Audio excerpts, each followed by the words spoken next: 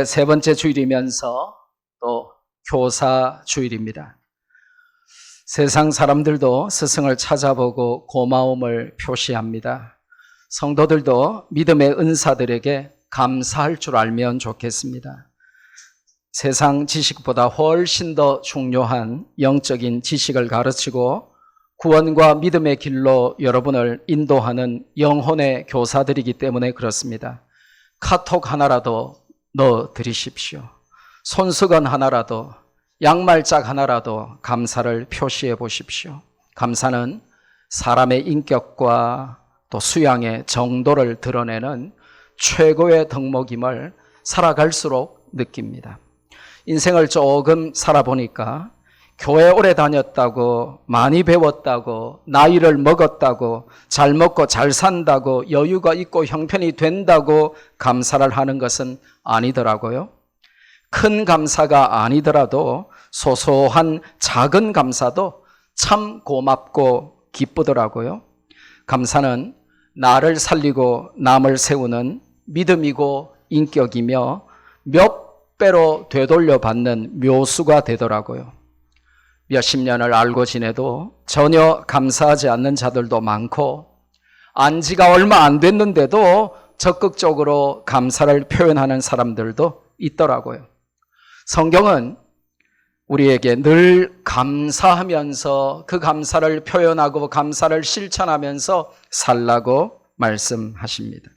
부모님과 선생님과 배우자와 자녀들과 우리 주변의 많은 사람들에게 감사하는 것이 나중에 지나고 보니까 그들을 주신 하나님께 감사하는 것이더라고요. 서양에서는 속담 중에 여행을 갈 때는 감사할 줄 아는 사람과 가라 하는 말이 있습니다. 불평불만으로 가득한 자와 여행을 한다는 게 상상이 되십니까? 짧은 여행이라도 불평하는 사람과 여행하면 2박 3일 여행이라도 너무 힘들 겁니다. 그래서 신혼여행 다녀와서 이혼하는 부부가 급증하고, 부부들이 결혼기념일이라고 여행 다녀와서 이혼을 많이 한대요. 짧은 여행이라도 싸우는 여행, 불만하는 자와 함께하는 여행은 힘들 겁니다. 그런데 긴 여행이라면 그건 비극이 되겠죠.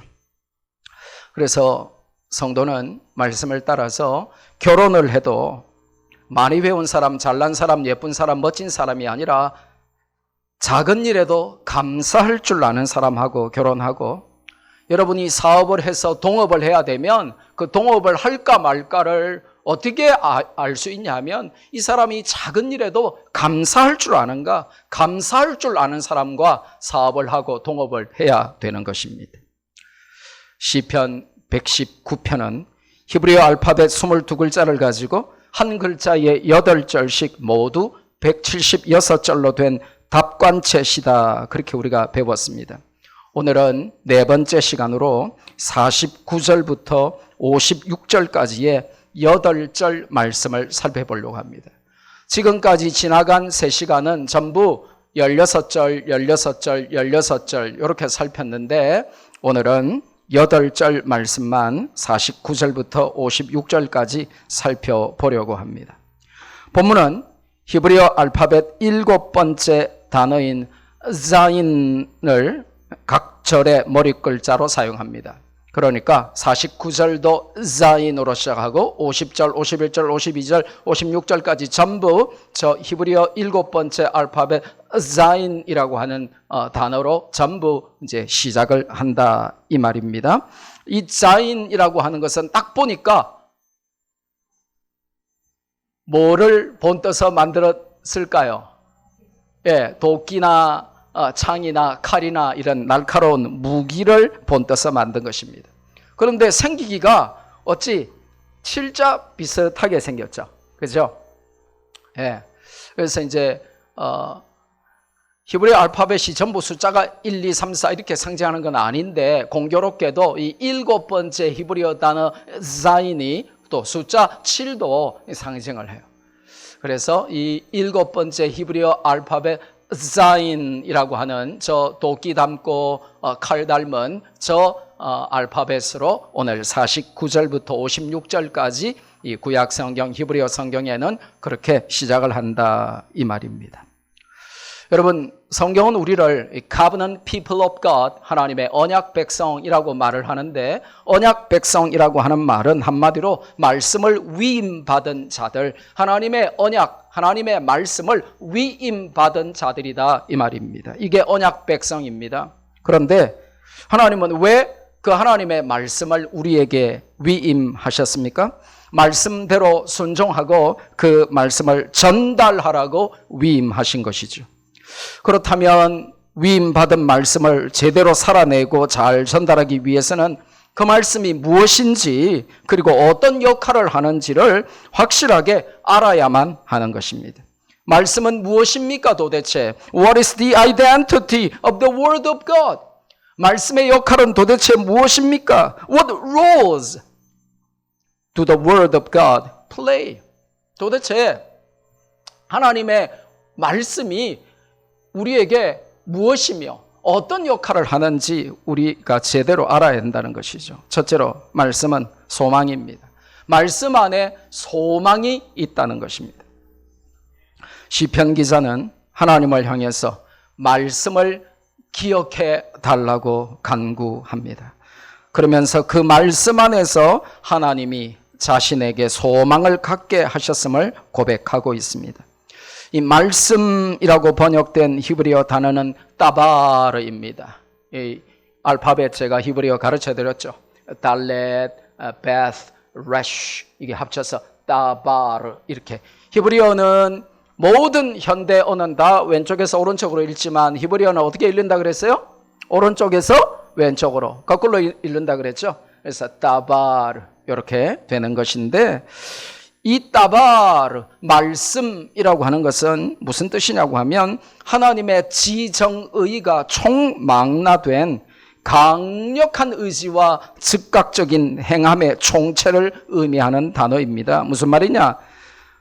하나님은 말씀하시면 준행하시는 분이시며 또한 하나님께서 말씀하시면 우리도 즉각 순종해야 함을 의미하고 있는 것이죠.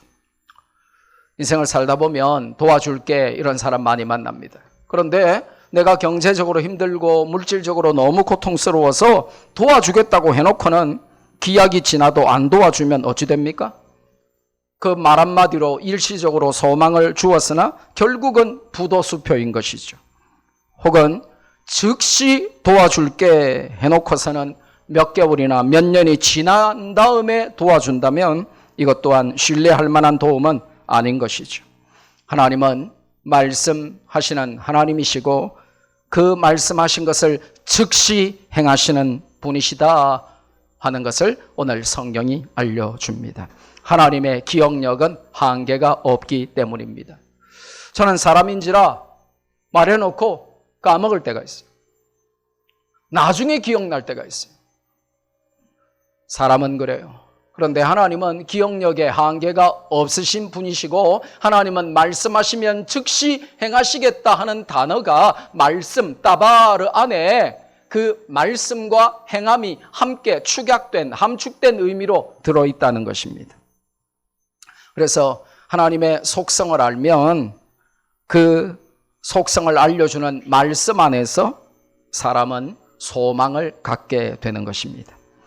여러분이 명심해야 할 게 있습니다. 힘들고 어려운 일이 인생을 살다 보면 생겨요. 그런데 힘들고 어렵다고 말씀과 멀어지면 절망을 향해 전력 질주를 하는 어리석은 인생이 됩니다. 생각해 보세요. 소망을 향해 전력 질주를 해도 될까 말까인데 절망을 향해 전력 질주하는 인생이 얼마나 어리석습니까? 제가 목사가 되고 24년째인데 제가 생각을 해보니까 이렇게 힘들고 어려웠고 시험 들고 이런 분들을 신방 간다 하면 항상 두 종류로 나누어져요. 사는 사람, 되는 사람은요, 목사가 신방 간다 그러면 아이고 목사님 어서 오세요. 정말 말씀 안에만 소망이 있어요. 목사님 오셔서 기도해 주시고 하나님 말씀 주세요. 이런 사람이 있고, 신방 간다 하면 오지 말라 하는 사람이 있어요. 도망 다니는 사람이 있어요. 말씀이 괴롭고 말씀이 부담되고 말씀이 너무 받기 힘든 사람이 있어요. 절망을 향해 전력 질주하는 인생이 되는 거죠. 명심하십시오. 힘들고 어려울 때일수록 말씀을 가까이 하십시오. 그래야 소망이 생긴다라고 오늘 성경은 알려줍니다. 두 번째로 이 말씀은 위로입니다. 고난 중에 우리를 살리고 회복시키는 위로가 바로 하나님의 말씀입니다. 50절을 보니까 위대하고 놀라운 말씀이 등장하죠. 여러분이 반드시 밑줄 끊고 외우고 묵상하고 읊조리고 써보고 그렇게 해야 할 중요한 말씀이 등장합니다. 이 말씀은 나의 고난 중에 위로라. 주의 말씀이 나를 살리셨기 때문이니이다. This is my comfort in my affliction. Your promise preserves my life. 내 고난 중에 하나님의 말씀이 위로가 되어서 말씀이 아니었다면 내가 벌써 사라지고 죽고 없었을 텐데 말씀이 위로가 되어서 아직도 내가 살아있다라고 성경이 알려줍니다.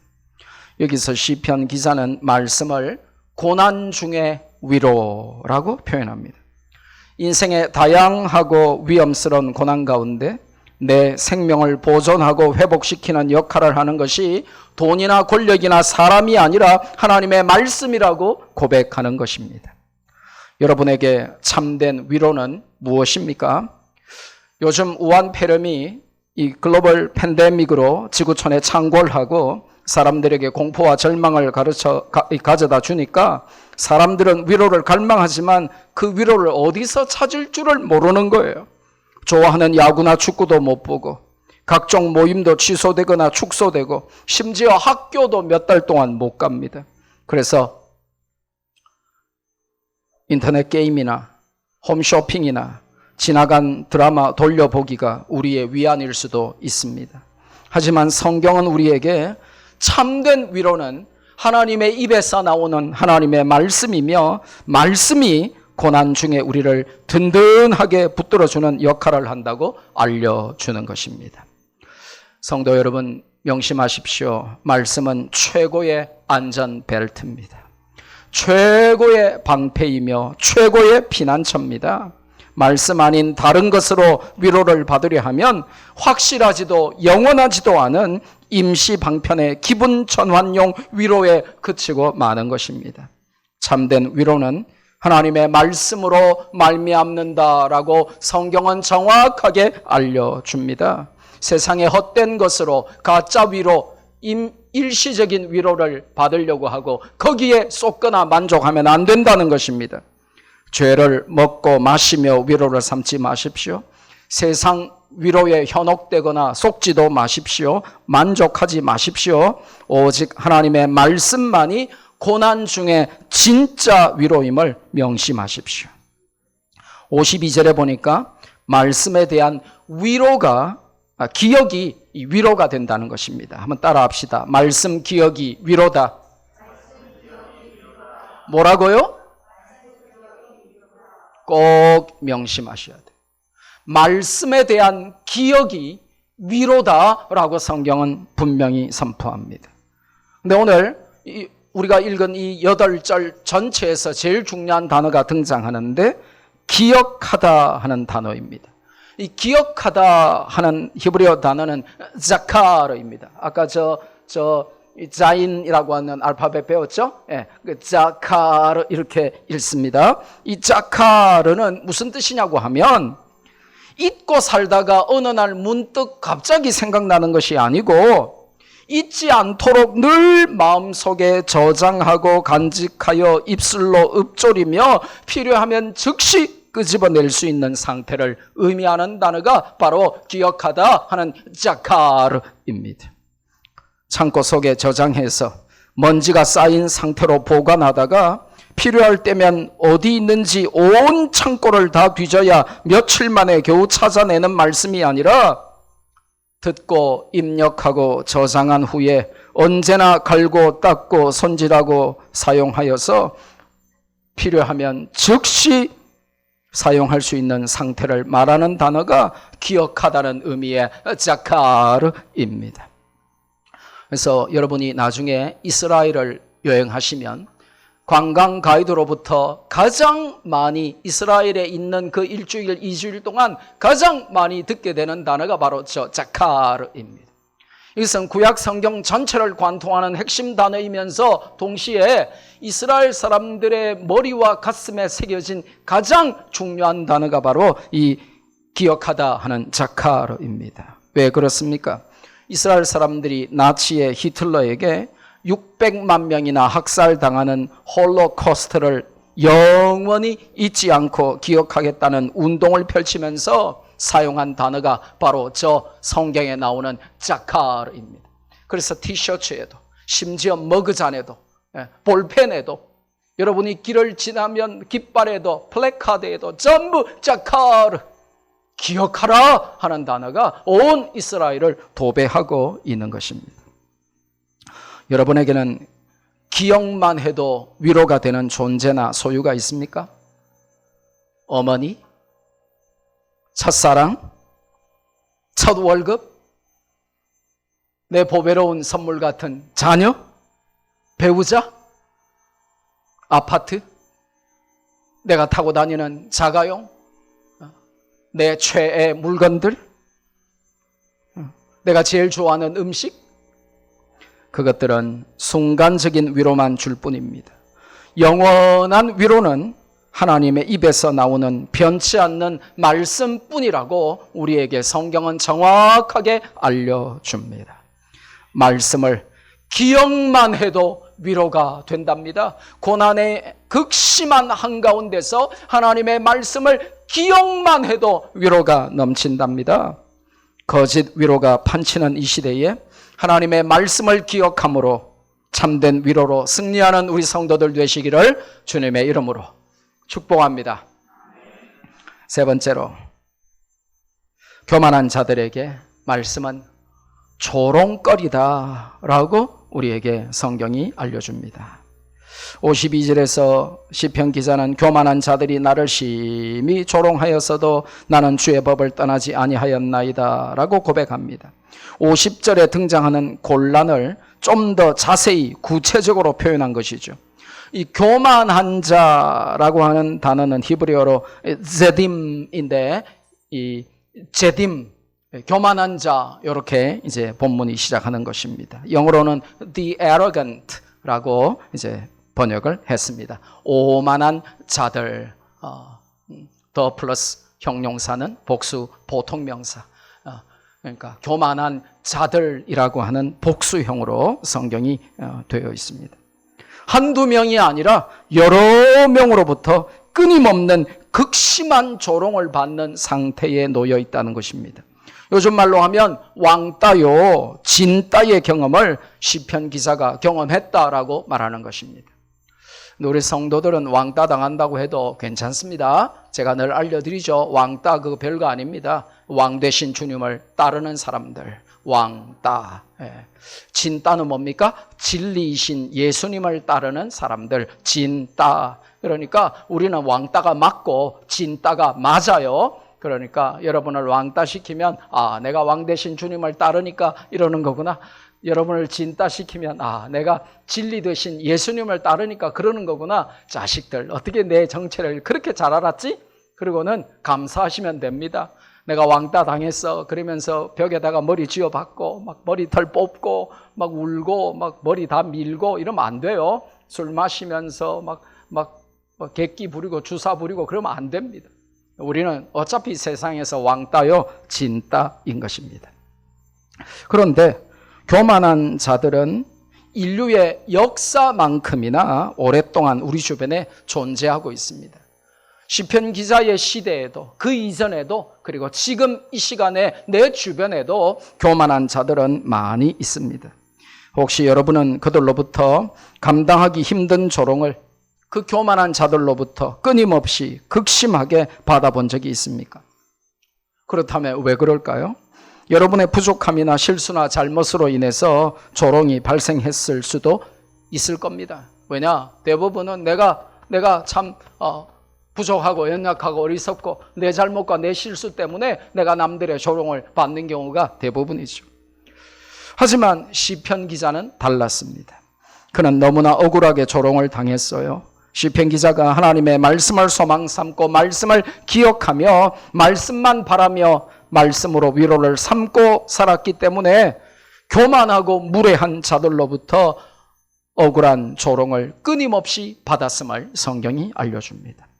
여러분이 말씀교회 다니면서 말씀 중심으로 살려고 몸부림치고 애를 쓰고 말씀을 배우고 말씀을 암송하고 성경 퀴즈 준비하고 여러분이 나가서 말씀을 전파하고 이렇게 말씀 중심으로 살면 세상 사람들은 조롱할 겁니다.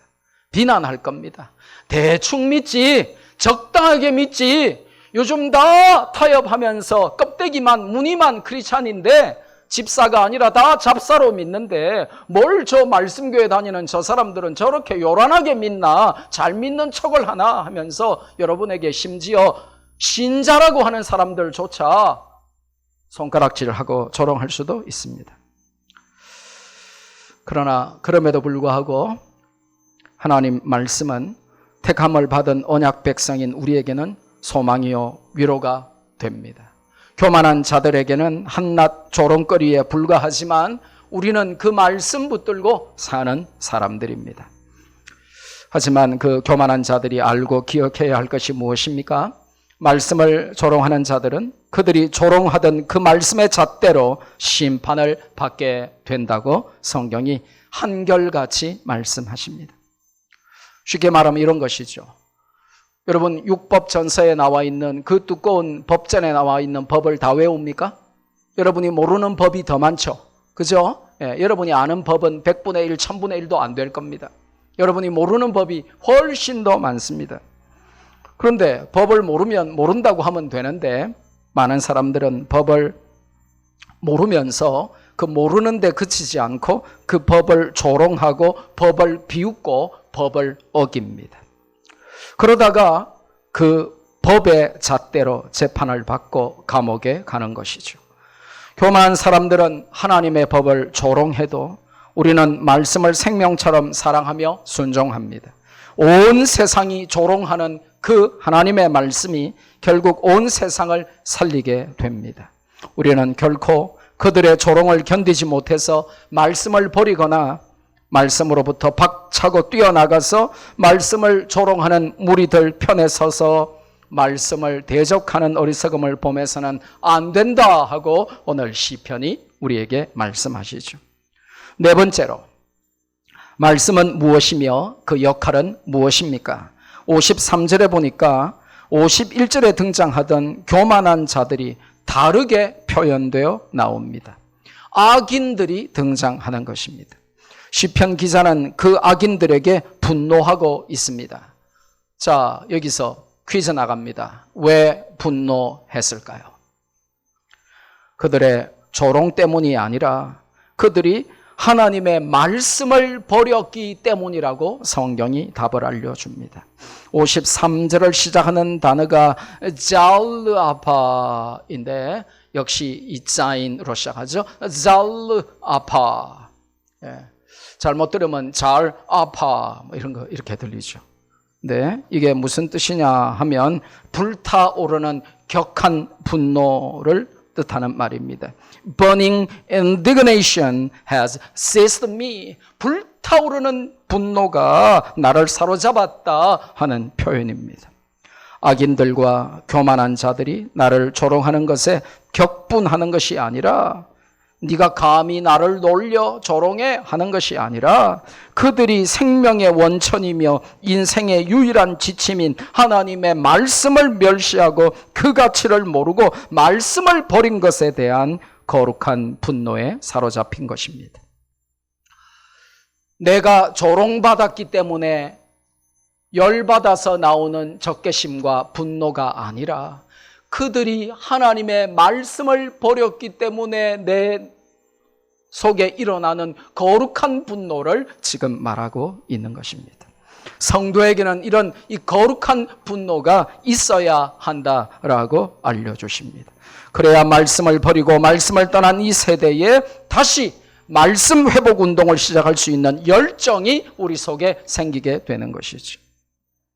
성도 여러분, 우리 교회가 무슨 교회죠? 우리 교회가 말씀 교회임을 여러분은 잊어서는 안 됩니다. 사람과 상황으로 인해 쉽게 분노하는 우리에게 말씀을 버린 이 시대와 사람들을 향한 거룩한 분노가 더 필요하다고 성경은 도전하십니다. 우리는 어떤 분노로 살아야 하는가 하는 것을 알려주죠. 살리는 분노가 있고 죽이는 분노가 있는데, 우리가 내가 힘들고 아프고 조롱받고 내가 괴로워서 하는 분노는 결국 나를 죽여요.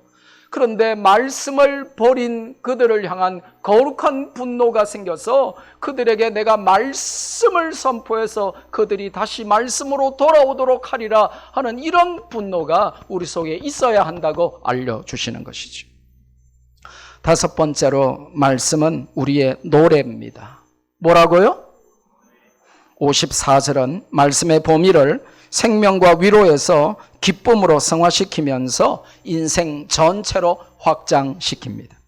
말씀이 나의 노래가 되었다 하는 표현은 시편 기자의 인생에 도망다니고 고난받으며 정처 없이 떠돌던 나그네와 같았던 기억을 담고 있습니다. 우리 모두는 인생을 처음 삽니다. 혹시 전에 한번 살아보셨던 분 손 들어보세요. 우리 모두는 인생을 다 처음 살아요. 나그네 길입니다. 전에 한번 가봤던 길을 가는 게 아닙니다.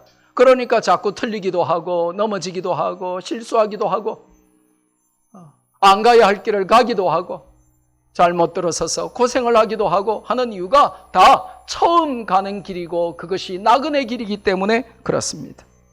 그런데 울면서 화내면서 이를 갈면서 미로를 헤매며 나그네 길을 걸을 것인가? 아니면 노래하며 춤추며 예수님을 따라가는 즐겁고 행복한 순례의 길을 걸을 것인가에 대한 강력한 도전을 오늘 성경이 주는 것입니다.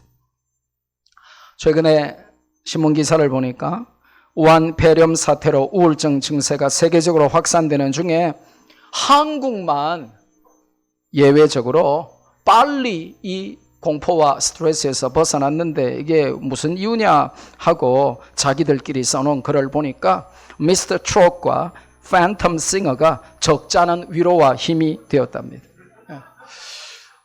우리 집사님들 중에도 저보고 뭐, 목사님 미스터 트롯 막 이러면서 막 아주 흥분하시는 분도 계시고, 예, 아주 고상하게 팬텀 싱어가요 막 이런 분도 계세요. 미스터 트롯파와 팬텀 싱어파로 나누어지죠. 그런데 이 한국 사람들은 말이죠, 노래와 춤이 있어서 산다는 표현이 나올 만큼 우리 한국 사람들은 가무를 좋아하고 가무에 뛰어납니다.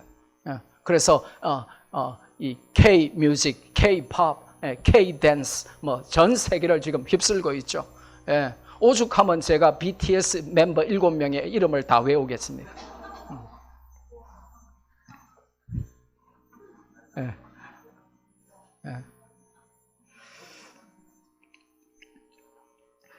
그런데 미스터 트롯이나 팬텀 싱어보다도 더 근원적이고 본질적이고 원초적인 위로와 소망을 주는 것은 하나님의 말씀이다라고 오늘 성경이 선포하십니다. 여러분 믿음으로 그렇게 동의하십니까? 믿음으로 그렇게 인정하실 수 있겠습니까? 미스터 트롯보다, 미스 트롯보다, 팬텀 싱어보다 더 좋은 노래는, 최고의 노래는 바로 하나님의 말씀이라는 노래다, 이렇게 여러분이 고백하실 수 있겠습니까? 말씀보다 더 좋은 노래는 없다. 이것이 오늘의 메시지입니다. 말씀보다 더 감동과 위로와 도전과 소망을 동시에 주는 노래는 없다. 이것이 오늘 시편 119편의 메시지예요. 성경 말씀을 잘 묵상하고 반영한 노래를 듣거나 부르노라면 기쁨과 감사와 눈물과 마주하게 되죠.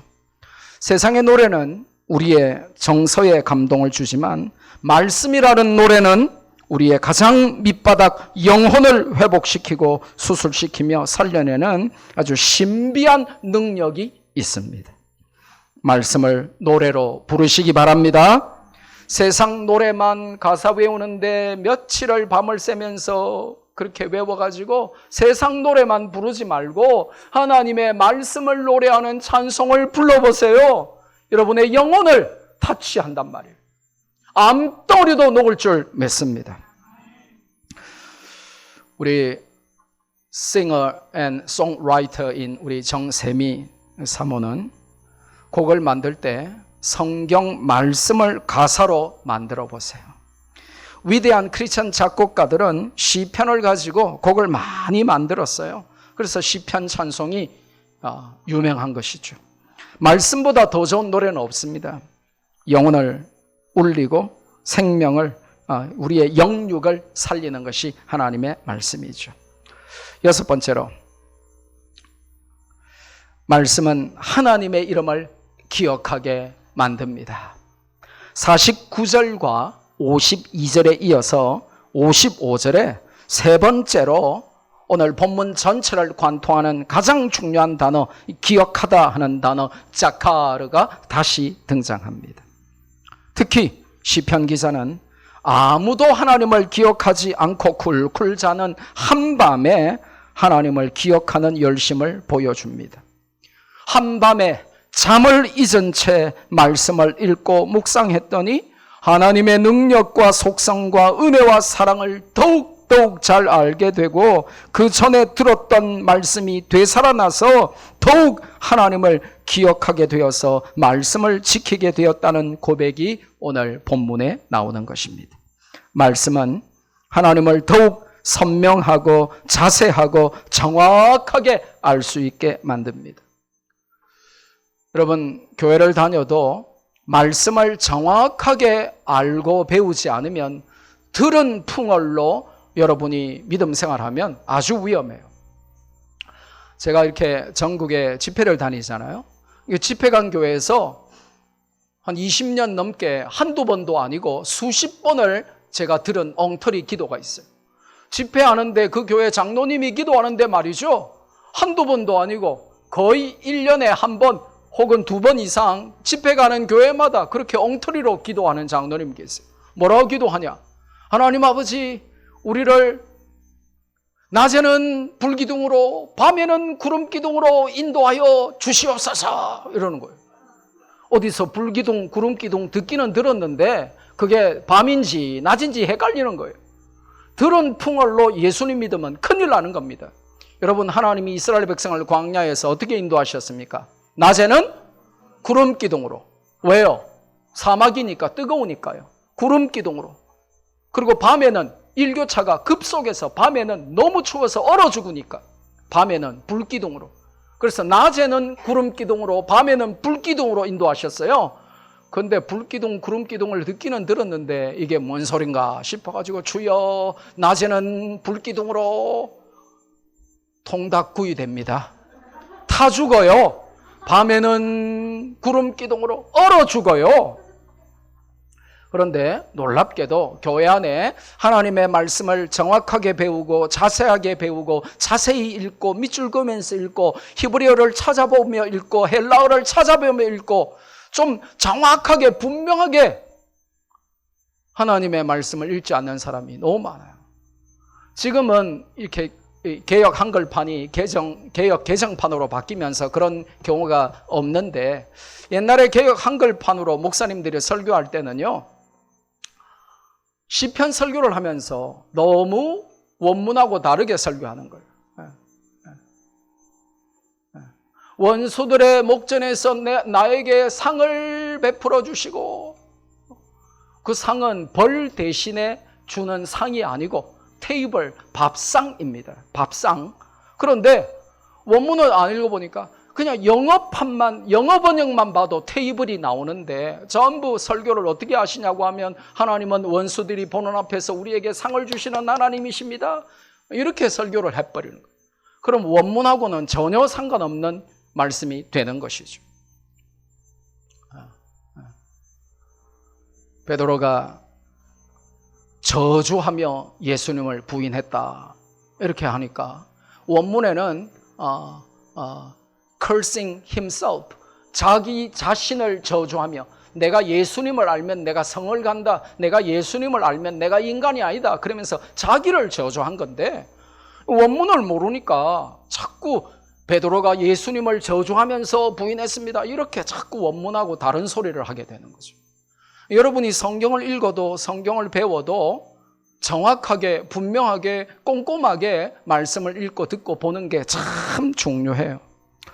그래서 정확성과 예리함에 관한 쉽고 재미있는 문제를 하나 풀어보겠습니다. 이거 초등학교 4학년 시험 문제입니다. 사칙 연산만 알아도 푸는 문제인데 놀랍게도 대학 나온 어른들도 거의 다 틀리는 문제고 의사들도 교수들도 박사들도 다 틀리는 문제입니다. 초등학교 4학년 사칙 연산만 알아도 나오는 문제인데 말이죠. 1분 시간을 드립니다.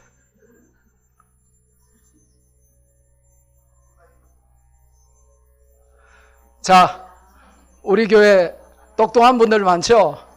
많이 배운 분들 많죠? 학교 다닐 때 수학 A 받은 분들 많죠? 우리 학생들 다 수학 A 플러스 받잖아요. 자, 내가 아는 답이 확실하다. 자, 4학년 이상. 이건 뭐예요, 답? 계산 다 되면 말하세요. 자, 내 답은 맞을 거다, 이런 분들. 30 얼마? 30 넙 51 37 넙 48 넙 46 넙 말을 하세요. 말을.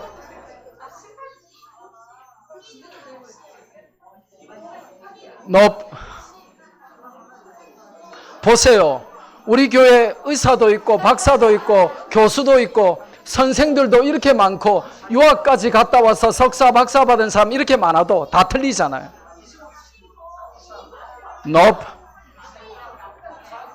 제가 이거 보여주는 이유가 뭐냐 하면 확실해요. 132 넙. 예, 방금 마지막으로 수십 번에 다 틀린 가운데 마지막으로 나온 게 43. 예, 43이 나왔는데 43이 답이에요. 왜 그러냐? 제가 지금 말하려고 하는 게 여러분을 사칙 연산 아는지 체크하려고 하는 게 아니에요. 여러분이 얼마나 꼼꼼하게 자세하게 관찰하는지 그게 말씀을 볼 때도 얼마나 적용이 되는지를 알려주려고 하는 거예요. 신발 한 짝에 5잖아요. 그럼 두 짝에 10이잖아요. 소년 보이 하나에 5잖아요. 그런데 보이가 들고 있는 봉지, 그 안에 검은 팝콘인지 아이스크림인지 모르겠지만 봉지 두 개가 4니까 하나는 2잖아요. 그러면 키는 뭐예요? 제일 마지막에 두 번째로 나오는 소년이 키인 거예요. 그 소년이 팝콘 봉지를, 아이스크림을 두 개를 가지고 있죠. 그러면 소년 하나가 5잖아요. 그러면 봉지 두 개니까 4잖아요. 그런데 신발을 두 개를 신고 있어요. 그러니까 보이가 뭐예요? 19잖아요. 근데 사칙 연산에는 순서가 있어요. 더하기, 빼기보다 곱하기나 나누기를 먼저 하는 게 사칙 연산의 순서잖아요. 그러면 19 곱하기 2는 38, 38 더하기 5는 43이 답이죠. 저게 초등학교 4학년 문제인데 대학 교수도 의사도 박사도 대학을 졸업한 부모들도 선생들도 다 틀리는 문제예요. 네. 그러면 제가 설교 시간에 왜 초등학교 4학년 산수 문제를 여러분에게 풀어보라고 했냐. 이 문제를 풀면서 깨닫는 게 뭐냐 하는 것입니다. 예. 100 얼마라고 큰 소리 치고 전부 손 들어가지고 30 48 근처에 가긴 갔는데 사칙 연산을 모르는 거지. 그러면서 막 하다가 결국에 이제 여러분이 이제 다 틀렸다 하니까 왜 틀렸지 하다가 겨우 찾는 거죠. 이 문제 풀면서 깨닫는 게 뭡니까? 우리 눈이 얼마나 별것 아닌지를 알 수 있습니다. 우리 생각이 얼마나 잘 틀리는지를 알 수 있습니다. 우리의 확신이 얼마나 허망한 것인지를 알 수 있습니다. 산수 문제 하나도 신중에 신중을 기해서 정확하게 예리하게 분명하게 잘 봐야 답이 나오고 아니면 가차없이 틀리는데 하나님 말씀을 대충 읽고 대충 보고 적당하게 보면 안 된다는 것입니다. 하나님 말씀을 정확하고 꼼꼼하고 신중하게 안 보면서 엉터리로 답을 구하고 내 입맛에 맞는 답을 찾으며 우리의 나름의 자기 만족과 나름의 확신으로 사는 우리의 모습이 얼마나 어리석은지를 한번 가르쳐 드리려고 초등학교 4학년짜리 산수 문제로 여러분을 한번 테스트해 본 것입니다. 우리 교회에 얼마나 대단한 분들이 많아요. 그래도 거의 다 틀리잖아요. 하나님의 말씀도 자세히 안 보면 설교자도 엉터리로 설교하고 듣는 사람도 엉터리로 듣고 그 엉터리로 배운 말씀 가지고 기도하는 사람도 너무나 많은 것을 보게 됩니다. 말씀 제대로 알면 그 말씀은 우리로 하여금 하나님을 정확히 기억하게 하고 우리가 정확하게 기억한 하나님의 이름이 우리를 살리게 되는 것입니다. 말씀을 제대로 알면 인생에 대박이 터진다 하는 말로 대신할 수 있겠습니다. 마지막으로 56절에 보니까 말씀은 우리의 재산입니다. 할렐루야! 저는 우리 자녀들에게 물려줄 재산이 하나도 없어요. 그런데 이 말씀을 보니까 너무 힘이 나요. 말씀이 재산이라면 그래도 조금은 물려줄 게 있을 것 같은 거예요. 조금입니다. 좀 더 많이 물려줘야 되겠죠? 여러분이 가진 전답이 아니라 산이 아니라 여러분이 가진 아파트와 빌라가 아니라 하나님의 말씀의 평수가 여러분의 재산의 평수고 말씀이 우리의 이 property, 말씀이 우리의 wealth, 말씀이 우리의 possession, 우리의 소유다라고 성경이 알려줍니다.